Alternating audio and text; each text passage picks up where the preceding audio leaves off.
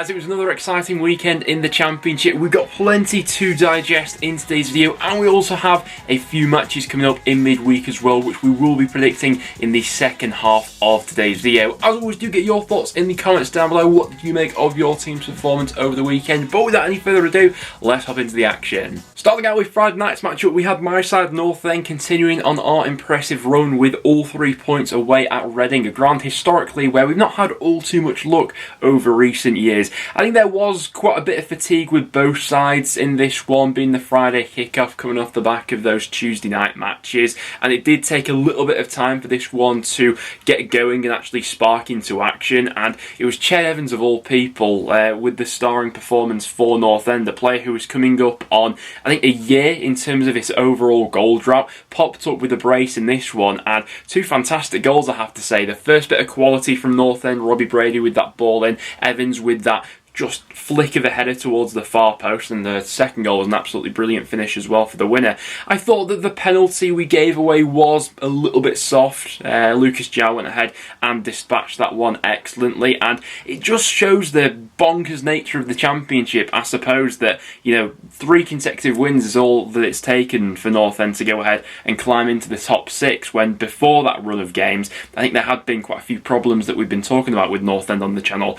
Reading themselves on a little bit of a slide at the moment in terms of their recent results, but I think that they're looking for that World Cup break probably sooner rather than later now, so they'll get a chance to go ahead and regroup. And then for the Saturday early kickoff, what an advert for the Championship this one was. Sheffield United 5, Burnley 2. Burnley's fantastic unbeaten run finally coming to an end at the hands of Sheffield United at Bramall Lane. It was Vincent Kompany's side who had the lead going into half-time though. Emmanuel Benson, who's been Burnley's impact sub in more recent weeks, got a start in this one, and 2 nice finishes saw Burnley going in front at half-time at 2-1. Sheffield United completely turned the screw in the second half though, and I mean McBurney I thought was an absolute menace throughout this one to that Burnley backline, arguably his best ever performance in a Sheffield United shirt. Couple goals for him, also got the assist for the Ilman Ndiaye goal as well, and overall this one was just a bit of a bonkers encounter. Plenty of chances going both ways, back and forth, plenty of quality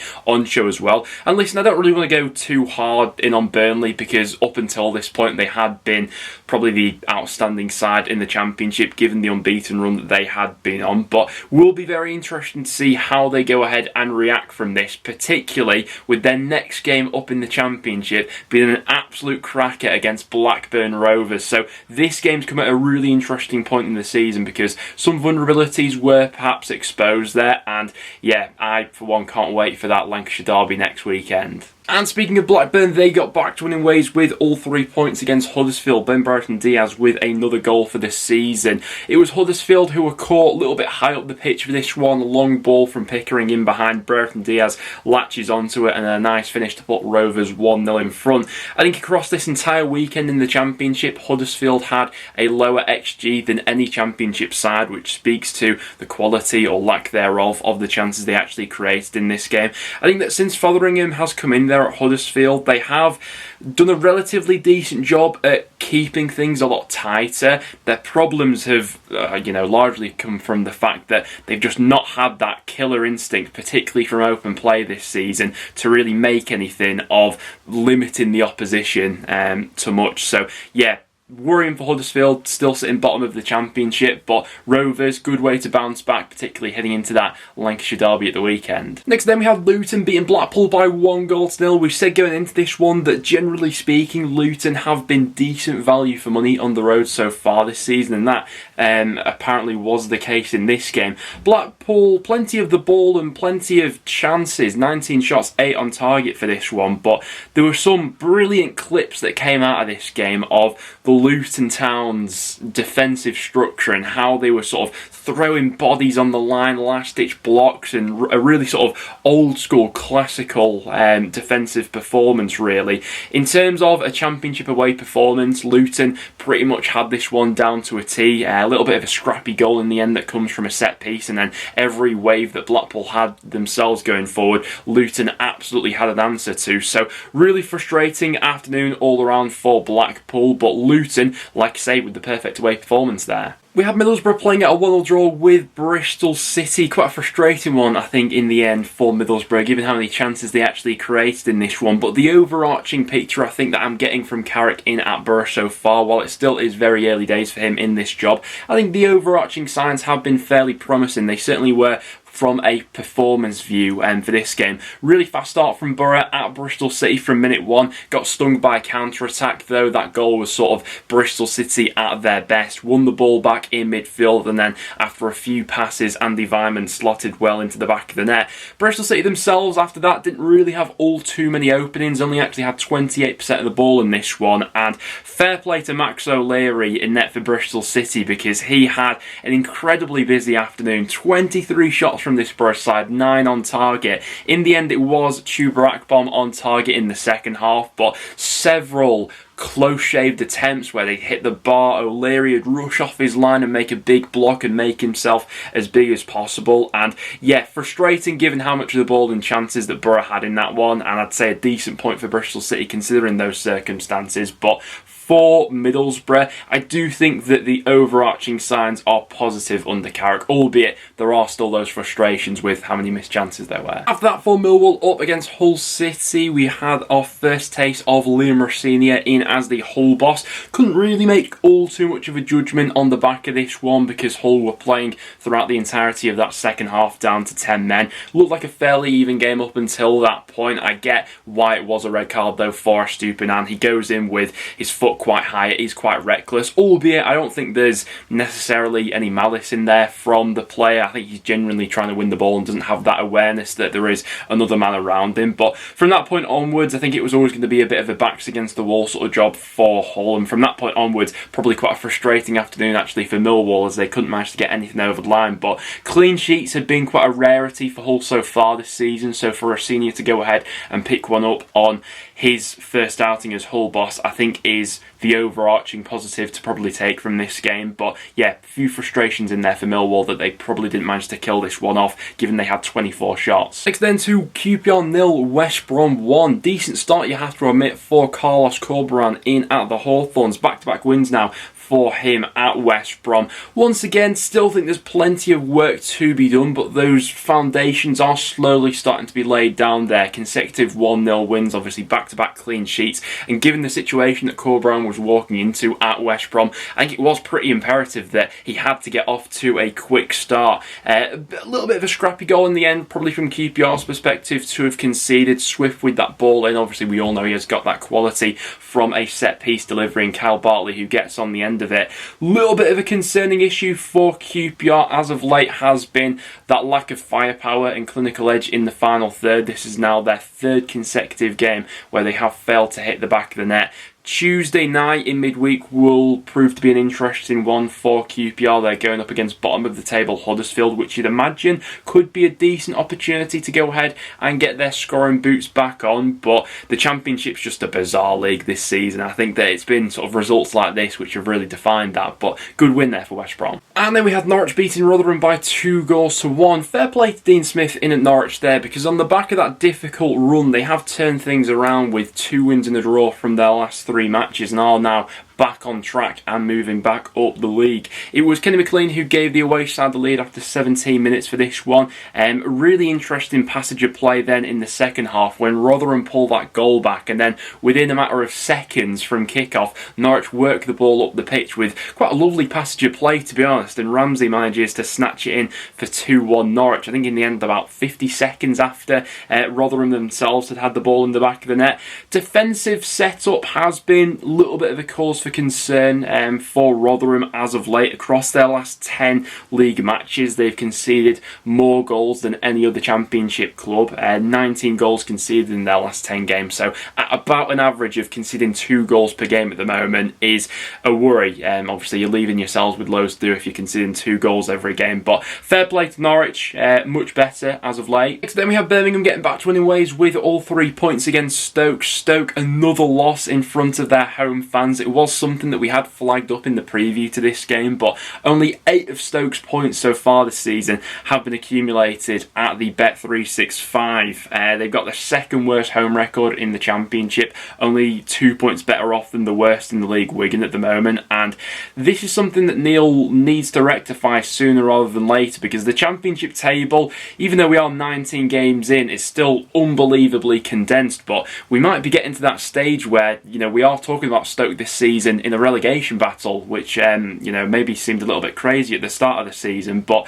another couple of really sloppy goals to have given away. That's been the pattern for Stoke throughout the season so far. I think it was Jagielka caught out with the first one. Scott Hogan applies that pressure to him, manages then to steer him with the decent finish. Second goal coming from a set-piece situation. It was Harley Dean who makes that run in and around the back post, loses his marker, and the goalkeeper sort of left in no man's land. Baker does pull one back through the penalty spot, but great away performance from Birmingham there, and I think especially after how frustrating their last outing was against Millwall. Good stuff there from Birmingham, who sort of pressed all the right buttons to get those mistakes out of Stoke at the back. Next then for Sunderland, up against Cardiff, a result which I have to admit didn't see coming this weekend, but fair play to Cardiff, brilliant away performance. We had quite a few of those in the Championship this weekend. From Sunderland, a little bit of an erratic performance it seemed, plenty of individual mistakes, particularly in that first half where they were giving the ball away in cheap areas. Cardiff were latching onto that, obviously had the perfect opportunity to open the scoring, but Joe Riles couldn't convert his penalty, and was on those sort of breaks that Cardiff were causing plenty of issues. In the end, it was Harris with the goal to put Cardiff 1-0 in front, and Sunderland just didn't have the answer to go ahead and respond and get back into this game. Does feel as if with some of the absences that Sunderland have got in that squad at the moment in terms of the key players that they are missing, they are one of those Championship clubs who could probably do with that World Cup break coming sooner rather than later, but fair play to Cardiff. Next then to a 2-2 draw between Swansea and Wigan. Bit of a funny game this one all round really. Wigan hitting Swansea with 2 quite similarly scored goals in the first half, both from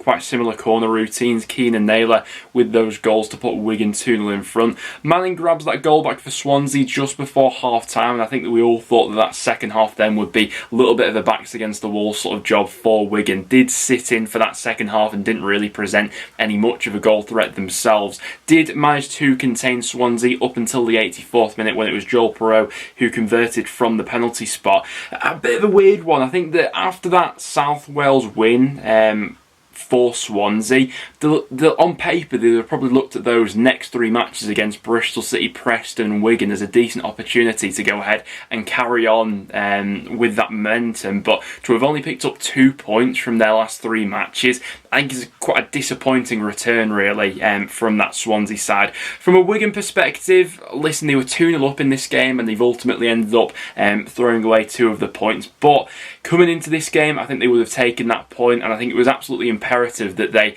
just put any sort of a stop to the losing rot that they were on coming into this game. So they've gone ahead and stopped that losing run, albeit frustrating they couldn't hold on for all 3 points, but I think there's frustration from both sides after this one. And then we saw Coventry making it 5 wins from 7 as they got past Watford by 1-0. Plenty of 1-0s this season for Coventry, but it's these types of games which they managed to do best in really. Frustrating one for Watford because there were moments of quality throughout this one where they just like that final killer pass or that finish after they built the play up quite well. Obviously Keenan Davis himself did have the ball in the back of the net, but his goal was ruled out due to a foul in the build up to that one. Some other quite frustrating moments for Watford, but Coventry I thought played this one perfectly, particularly after they'd taken the lead. Gyökeres, as he has been through the majority of the season so far, that player to come up with that moment of quality that goes ahead and decides a game for Coventry, and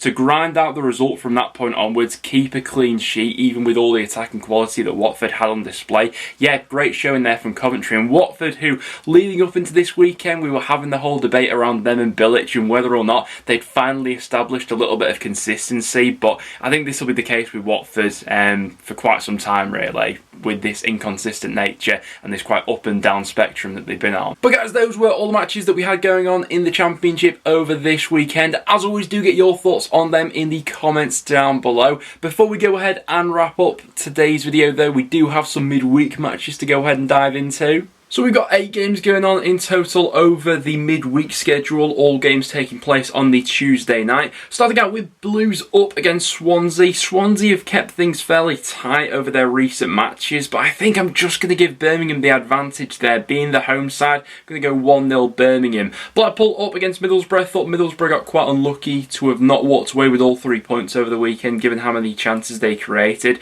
And Blackpool have been a little bit hit and miss recently.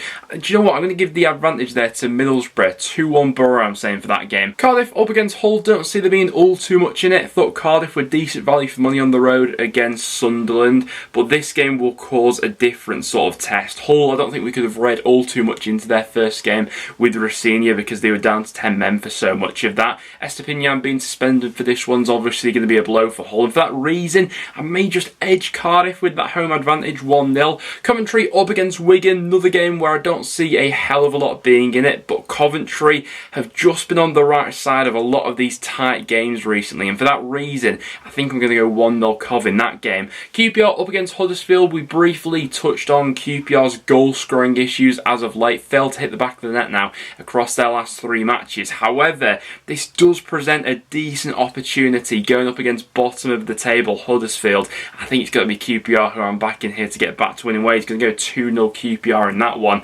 Sheffield United up against Rotherham. We saw the Blades really clicking up through the gears and getting back to their best over the weekend.